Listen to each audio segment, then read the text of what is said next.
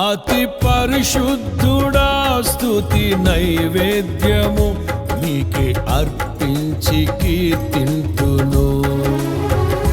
నీవు నా పక్షమై నన్ను దీవించగా, నీవు నా తోడువై నన్ను నడిపించగా, జీవింతును నీ కోసమే ఆశ్రయమైన నా యేసయ్యా.